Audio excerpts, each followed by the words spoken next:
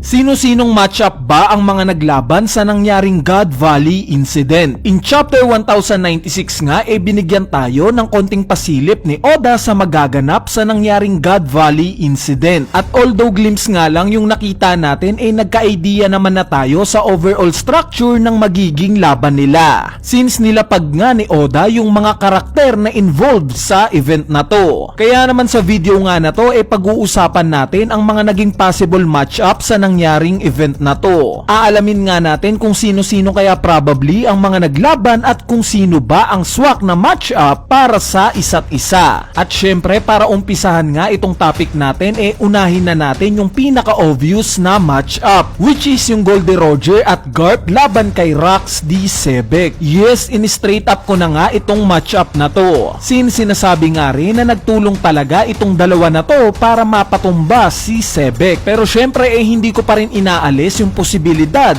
na pwedeng may nilabanan muna itong sila Garp at Roger bago nila makaharap itong si Sebek. Gaya ng nilabanan muna ni Roger si Whitebeard or si Shiki. At pagtapos nun nag-proceed na siya kay Sebek. Same as Garp na pwedeng nilabanan muna sila Big Mom or maybe si Kaido bago makapunta kay Sebek. Pero sa tingin ko syempre ito yung magiging endgame matchup. Yung Roger at Garp laban kay Sebek. So ano bang masasabi ko sa matchup na to? Bali isang word nga lang ang naiisip ko. At ito nga yung Battle of the D's. Dahil alam naman natin na itong tatlo na to may mga initial na D sa pangalan. Though kung ano man nga ang pinag-aawayan nilang treasure sa isla na to I'm sure na sobrang halaga nito gaya ng pwede nga tong isang ancient weapon. Dahil hindi naman magpapatayan ang mga to kung pera at mga gintulang ang pinaglalabanan nila. Bali gaya nyo agree nga rin ako na gawing movie na lang itong mangyayaring full battle ng God Valley incident. Dahil kung gagawin nga to sa anime at mabilis lang rin yung pacing ng bawat laban, mas pipiliin ko na lang na maghintay ng matagal at gawin tong movie kaysa mapanood ko to ng mabilis pero bitin naman. Diba? So ang next matchup nga itong Whitebeard versus Saint Figarland Garling. Bali nabanggit ko na nga itong matchup na to sa mga past videos natin. Ang rason nga syempre yung sugat daw ni Whitebeard na nabanggit niya kay Shanks na I-assume itong marka niya sa dibdib. Since wala nga to 38 years ago, sumasakit nga daw yung sugat ni Whitebeard sa tuwing nakikita niya yung pagmumuka netong si Shanks. At dahil nga sa kamuka ni Garling etong si Shanks at similar sila ng last name which is Figarland, we assume na at some point nagpang-abot talaga itong dalawa na to. At dito nga yan exactly sa God Valley incident. Ang rason naman ng pagkampe ni Garling sa side nila Roger obviously na para protektahan itong mga celestial dragons, which is ito rin naman yung pinopoint ni Garp. Nakita rin naman natin na kahit mahangin etong si Garling pinrioritize niya pa nga rin yung kaligtasan ng mga celestial dragons nung dumating na itong Roger Pirates. Though nahihinaan pa nga tayo kay Garling since wala pa nga siyang napapatunayan o naipapakita sa atin, mukha na nga ni Dragon ang magpapatunay na talagang malakas ito. Kaya wag natin siyang maliitin. Malay natin dati pala siyang greatest swordsman in the world. Diba? Ang next matchup naman natin itong Golden Lion Shiki versus Silver's Rayleigh. Alam nyo naman kung gaano kalakas itong si Shiki, diba? Although natalo nga siya kay Roger sa naganap na Edward, ipinamukha pa nga rin sa atin ni Shiki na isa siya sa top tier members na itong Rox Pirates during old era. Since nilabanan nga niya ng sabay itong sila Sengoku at Garp sa harap pa mismo ng Marineford. So ganito nga ka-confident at kaangas itong si Shiki. Kita naman natin sa chapter 1096 kung gaano siya ka-stubborn, na even nagbitaw pa siya ng salita na papatayin niya daw ang lahat, ultimo kakampi niya. Kaya naman sa tingin ko nga itong matchup niya kay Silver's Rayleigh saktong-sakto para sa kanya. Dahil itong si Shiki nga ang bukang bibig si Roger. At syempre as a vice captain hindi hahayaan ni Rayleigh na dapuan itong kapitan niya ng kalaban. Kaya naman isa nga ako sa nai-excite kung ano ang kayang maibigay netong si Rayleigh during sa prime niya. Dahil panigurado, kung nalalakasan na nga tayo sa matandang Rayleigh ano pa kung makita natin siya sa prime niya. Kaya I'm sure na malupit na laban ang masasaksihan natin sa dalawa na to.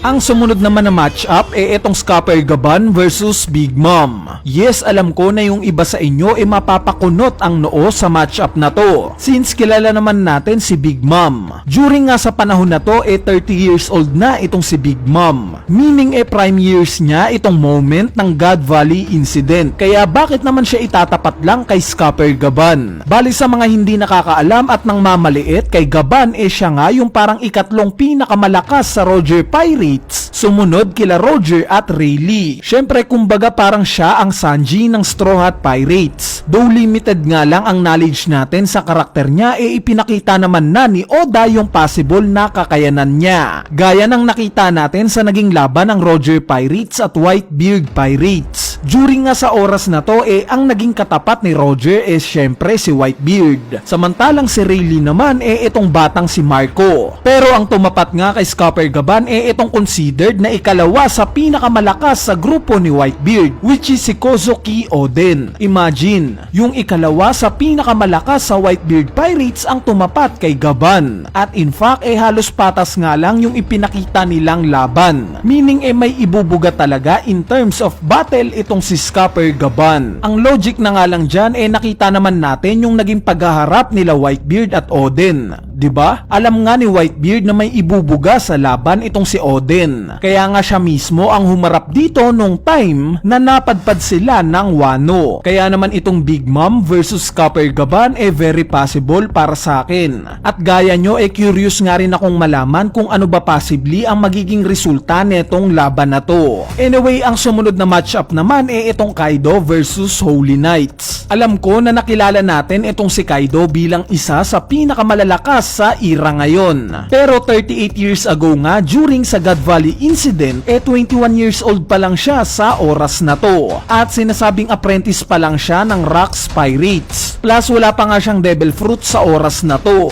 Meaning wala pa sa prime si Kaido nung time na to. Kaya naman understandable nga kung imamatch up lang siya ni Oda sa hindi pa high tier members ng Roger Pirates o maski sa hanay ng Marines. Kaya naman ang logical nga lang na pwedeng tumapat kay Kaido itong ibang miyembro ng Roger Pirates or itong mga pinakilala sa ating mga Holy Knights. Possible nga itong matchup na to sa tingin ko, since nakita na nga nating lumaban itong si Kaido sa marami, gaya ng naging laban niya sa mga Scabbards. At since likas ngang durable itong pangangatawan ni Kaido, sa tingin ko naman na kayang-kaya niya itong mga ito. Bale, ang huling ang matchup na pag-uusapan natin itong mga natitira sa Rocks Pirates na sila Miss Bakin, Gloriosa, Wang Zi, Silver Axe at Captain John, laban sa mga natitira pang miyembro ng Roger Pirates na sila Milipine, Sunbel, Taro at Yui. So sila nga lang sa Roger Pirates ang pinangalanan ko, since sila nga lang yung nakita natin sa chapter 1096. Pero syempre kung may ipapakilala pang iba idadagdag na natin sa matchup na to. So ayan na nga yung mga matchup sa tingin ko sa nangyaring God Valley incident. Ipapaalala ko lang ulit na hindi porket sinabi nating itong mga to ang possible na mga maglalaban, ito lang talaga yung mga nilabanan nila. Dahil pwede nga ring nakaharap ni Roger o ni Garp ang bawat isa sa Rocks Pirates, since ganito nga gumawa ng sequence ng battle si Oda. Gaya na lang sa nangyari sa Wano, na nakaharap muna nila Big Mom at Kaido ang 5 supernovas bago sila nag-proceed sa mga separate matchups nila. As for Gorosei Saturn naman na nakita rin natin sa God Valley, I doubt na sasali siya sa rambulan na to, dahil ang isa nga sa mga goal niya patayin yung may mga initial na D sa pangalan. At dahil nga sa yung tatlong primary characters na maglalaban-laban may mga D sa pangalan, I assume na mas pipiliin na lang niyang umiwas sa gulo, dahil either way siya rin naman ang makikinabang kung may mamamatay sa mga ito.